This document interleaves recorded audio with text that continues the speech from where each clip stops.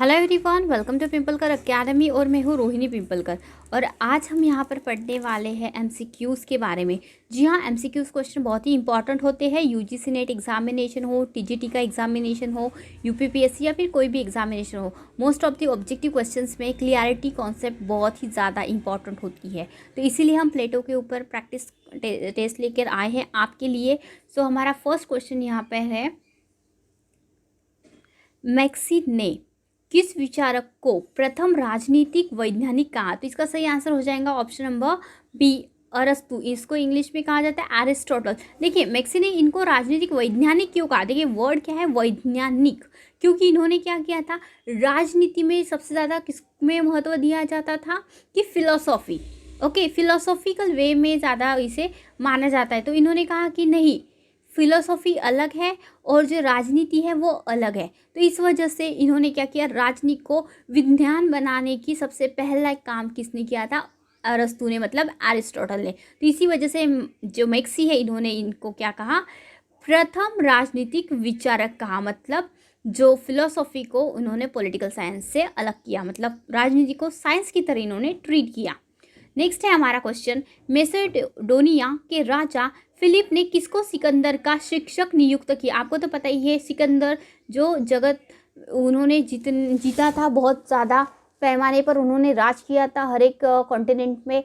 तो इनके जो गुरु थे वो कौन थे? तो उनके गुरु कौन थे? एरिस्टोटल, मतलब अरस्तु थे। कौन थे? अरस्तु। सिकंदर के गुरु का नाम क्या था? अरस्तु। नेक्स्ट है हमारा क्वेश्चन, लिसियम की स्थापना किस विचारक ने की? देखो, लिसियम नाम की एक एकेडमी थी। किसकी एकेडमी थी? तो एरिस्टोटल की, मतलब अरस्तु की। Option number C is correct.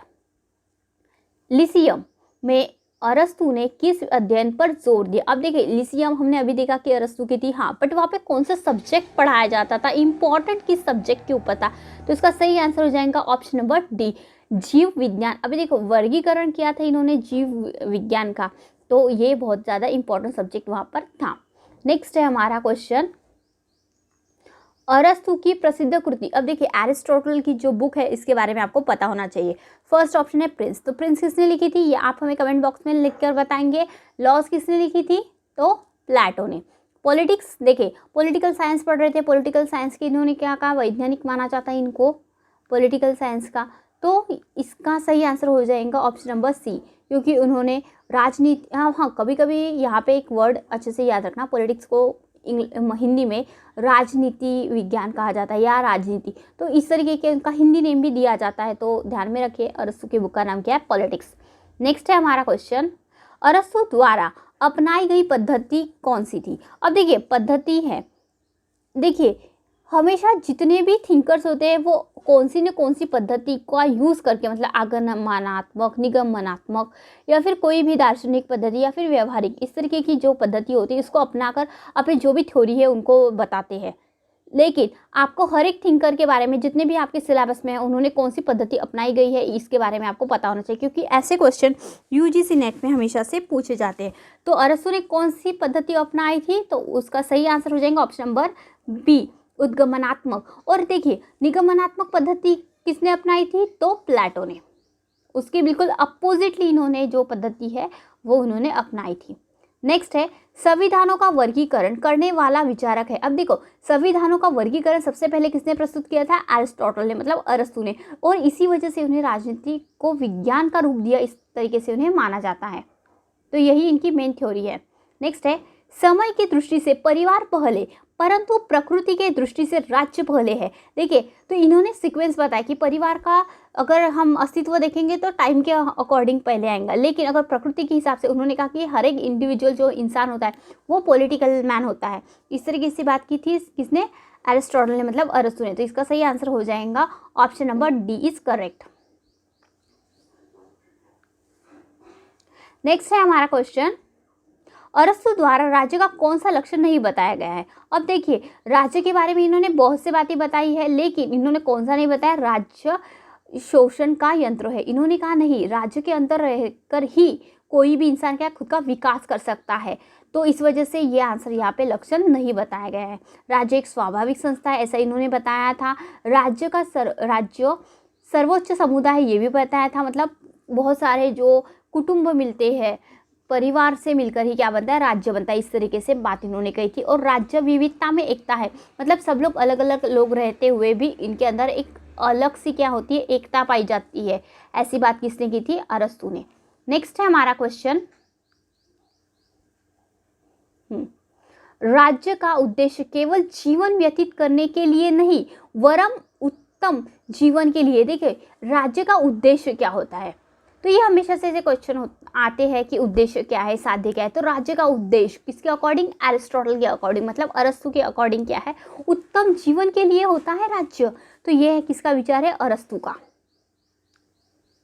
Next है, कुछ मनुष्य स्वभाव से ही दास होते हैं। देखिए ये इनकी जो थ्योरी है, मतलब इन्होंने क्या किया, स्लेवरी को, दास प्रथा को उन्होंने क्या किया है, बहुत ज़्यादा इन्होंने इम्फेसिस किया है कि नहीं ये इंपॉर्टेंट है, समाज के विकास के लिए दास पद्धति बहुत ही उपयुक्त है। इस तरीके से जब इन्होंने बात की थी, और इसी के ऊपर के ऊपर बस बहुत ही ज़्यादा क्या किया जाता है, क्रिटिसाइज किया जाता है कि दास पद्धति तो अच्छी नहीं होती किसी भी समाज के लिए, और इन्होंने इसका समर्थन किया था। इन्होंने कहा था दास पद्धति के कुछ लोग ऐसे होते हैं जो पैदा ही होते हैं स्लेव बनने के लिए, मतलब दास बनने के लिए, और कोई लोग ऐसे होते हैं जो मास्टर बनने के लिए पैदा होते हैं। दास का कौन सा काम होता है कि वो क्या करे, अपने जो मास्टर है उनकी वो सेवा करे और उनसे ज्ञान अर्जित करे, और क्या करे, जो ध्यानी मनुष्य है मतलब जो मास्टर है वो क्या करे, जो मालिक है वो दासी से सेवा अपनी प्राप्त करे और उसको भी थोड़ा बहुत नॉलेज उसको दे। तो ये दोनों के लिए बेनिफिशियल है। इस तरीके की बातें उन्होंने कह के दास प्रथा को उचित ठहराया था। तो ये बात किसने की थी, अरस्तु ने, और इसी के ऊपर इनसे सबसे ज़्यादा टीका होती है। तो ये बात आपको अच्छे से याद रखनी है यहाँ पे। नेक्स्ट है, अरस्तु के अनुसार निम्नांकित में से किसे नागरिक नहीं कहा जा सकता। अब देखिए सबसे पहले नागरिकता की बात किसने की थी, अरिस्टोटल ने की थी। अरस्तु ने कहा था कि नागरिक कौन से होने चाहिए, नागरिक के अंदर के गुण कौन से होने चाहिए, और किसे आप क्या कह सकते हैं, नागरिक कह सकते हैं। मतलब सिर्फ राज्य के अंदर रहने वाला ही नागरिक नहीं होता, बल्कि उसने क्या करना चाहिए, एक्टिवली पार्टिसिपेट करना चाहिए। क्या करना चाहिए, एक्टिवली पार्टिसिपेट करना चाहिए, तभी वो क्या बन सकता है, वो वहाँ का नागरिक हम उसको कह सकते हैं, अगर वो एक्टिवली इन्वॉल्व है तो। लेकिन जो कारगिर होते हैं, मजदूर होते हैं, या फिर वो स्त्री होते हैं, या फिर बच्चे यहाँ पे वर्ड नहीं दिया है, तो बच्चे भी ये क्या करते हैं, वहाँ के नागरिक ज़रूर होते हैं। लेकिन वैसे तो नागरिक में तो आते हैं, लेकिन वो क्या करते हैं, पार्टिसिपेट करते हैं क्या, नहीं, क्योंकि कारागिर तो अपना काम करते रहते हैं, मजदूर भी अपना काम करते रहते हैं, और स्त्रियों का जो उस वक्त स्त्रियों को तो कुछ अधिकार ही नहीं थे, तो वो रह के राज्य के अंदर भी कोई फ़ायदा रहता है क्या, नहीं। तो इस वजह से उन्होंने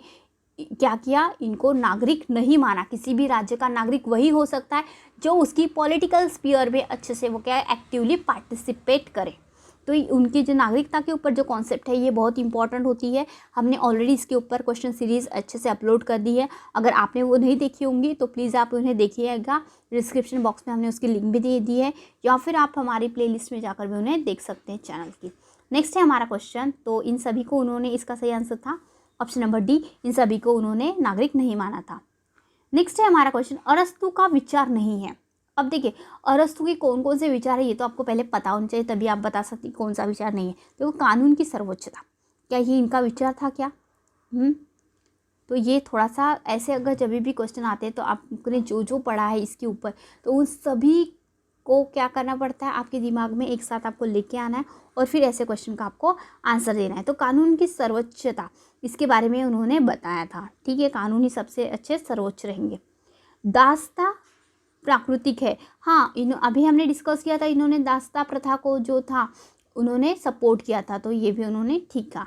और इसके लिए उन्होंने प्रकृति का आधार लिया कि प्रकृति से ही कोई लोग क्या होते हैं, बहुत ज़्यादा इंटेलिजेंट होते हैं, कई लोग क्या होते हैं, कम इंटेलिजेंट होते हैं। इस तरीके की उन्होंने बात इसके फेवर में बताई थी।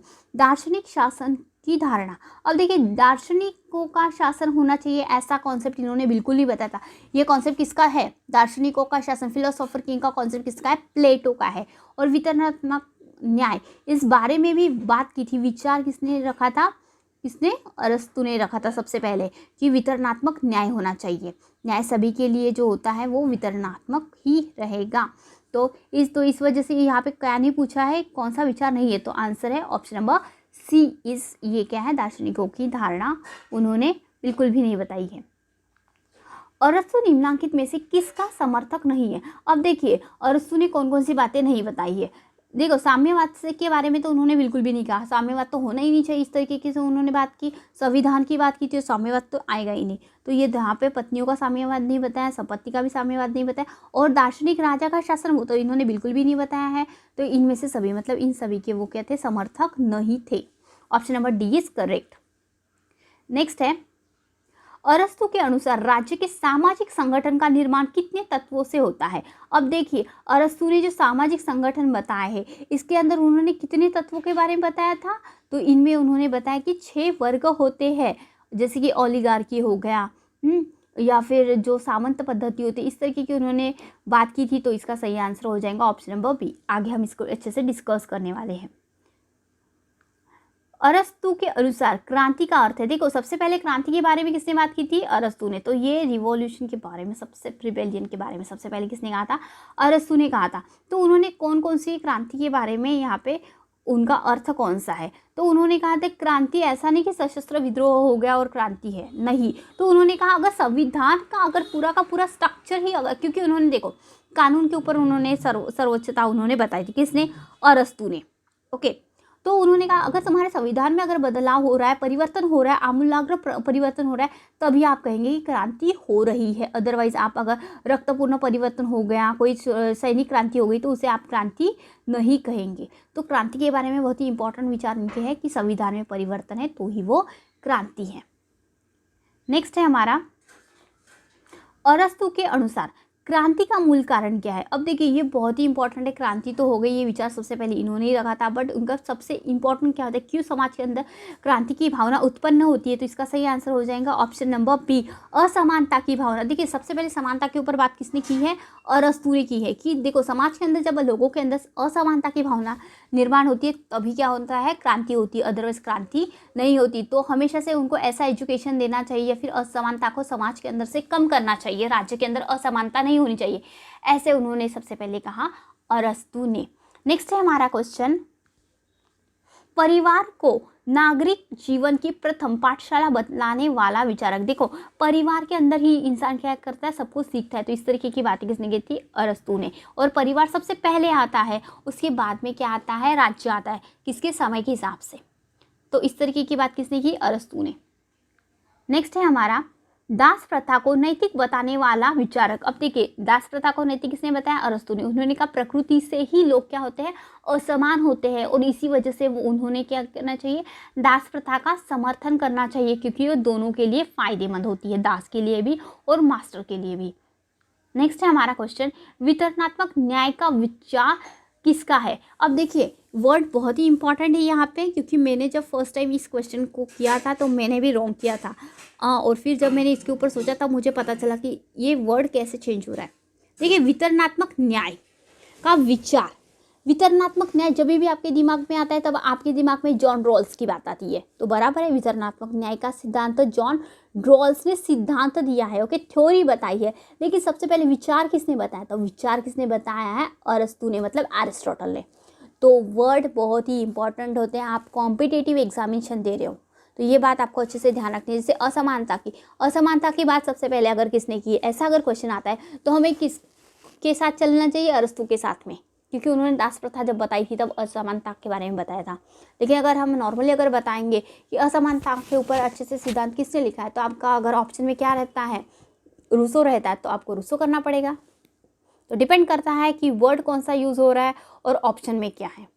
नेक्स्ट है हमारा, संत थॉमस एक्विनास ने किन दो पुराने विचारकों के विरोधी सिद्धांतों में एकता स्थापन की। अब देखिए जो संत थॉमस एक्विनास थे उन्होंने क्या किया था, रिसर्च किया था और दो विपरीत सिद्धांतों के ऊपर उन्होंने एकता बतलाई थी। तो इसका सही आंसर हो जाएगा ऑप्शन नंबर, बताइए इसका सही आंसर क्या हो सकता है। इसका सही आंसर हो जाएगा ऑप्शन नंबर बी, अरस्तु और ऑगस्टाइन।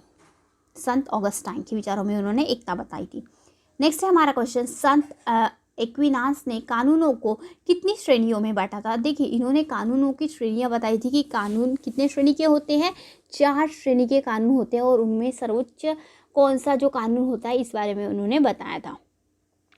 नेक्स्ट है, अब आप सोचेंगे हम तो एरिस्टोटल के ऊपर क्वेश्चन बता रहे थे, अरस्तु के ऊपर, फिर ये बीच में थॉमस एक्विनास कैसे आ गया? क्योंकि देखिए अरस्तु के ऊपर ही बहुत ज़्यादा इनका वर्क है, तो इसी वजह से इन विचारकों का विचार यहाँ पे आया है। हमेशा से क्वेश्चन कई बार ऐसे पूछे जाते हैं कि अरे हमने तो इस थिंकर के बारे में तो पढ़ा ही नहीं, ये तो सिलेबस में है ही नहीं। तो ऐसा नहीं रहता, जो भी कॉन्सेप्ट है उसके ऊपर अगर कोई फेवरिंग में बात करता है या फिर उसका अपोज करता है तो उन भी थिंकर को आपको अच्छे से पढ़ना ही पड़ेगा।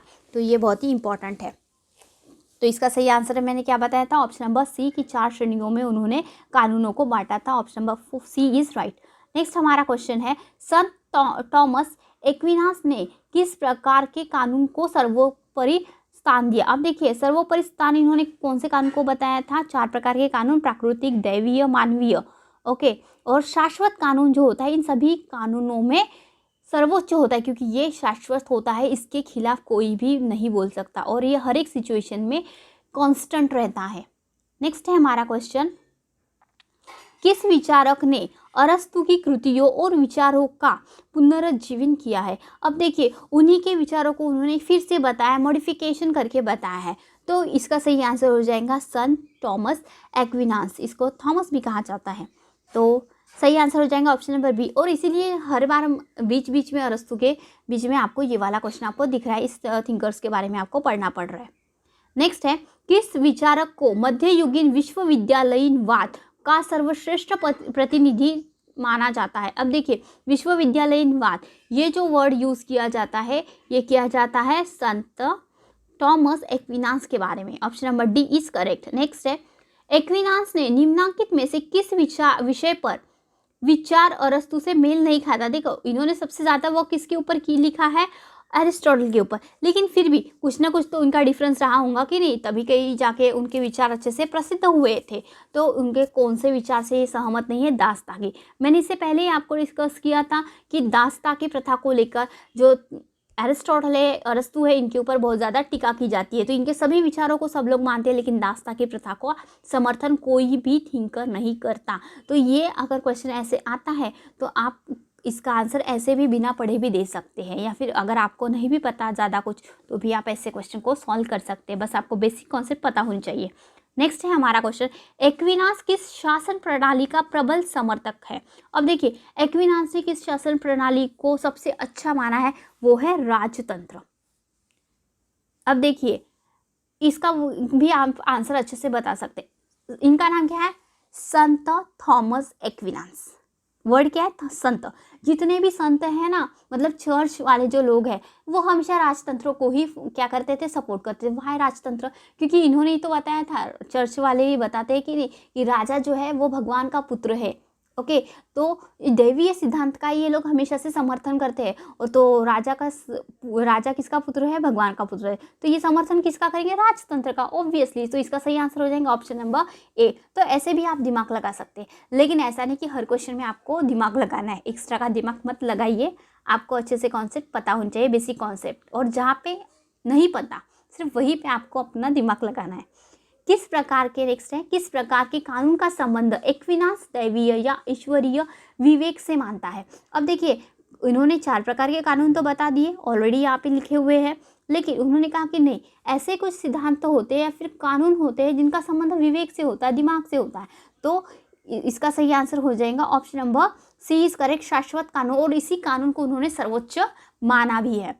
नेक्स्ट है हमारा, एक्विनास की प्रसिद्ध कृति कौन सी है? देखिए इनकी बहुत ही अच्छी कृति है, उसका नाम है सुमा थियोलॉजी। मुझे ये नाम बहुत ही अच्छा लगता है, क्योंकि वो सुमो वगैरह रहता है ना, और गाड़ी का भी नाम है, तो इस वजह से इनका नाम अच्छे से याद रह जाता है इनकी बुक का, सुमा थियोलॉजी एक्विनास।